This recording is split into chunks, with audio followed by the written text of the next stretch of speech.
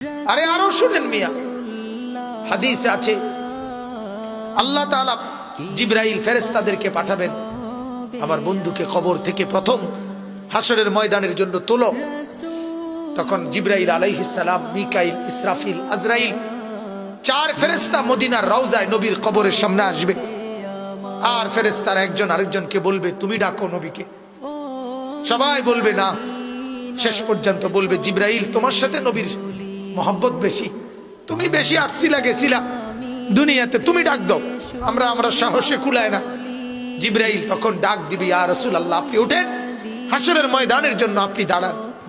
আল্লাহর কসম বাপ কসম, হাদিস আছে নবীজি সাল্লাল্লাহু আলাইহি সাল্লাম বলেন, আমার উম্মত আমি নবী তখন এই কবর থেকে উঠেই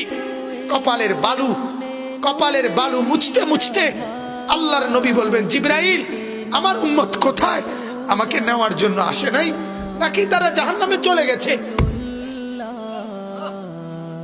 জিবরাইল তখন চোখের পানি ফেলে বলবেন, না ইয়া রাসূলুল্লাহ, এখনো কেউ কবর থেকে উঠে নাই, কাউকে আল্লাহ এখনো উঠায় নাই, আপনি উঠলে এরপরে সবাই উঠবে। উঠেই নবী বলছে, হায় আমার উম্মত কই, আমার উম্মত আমারে নিতে আসলো না।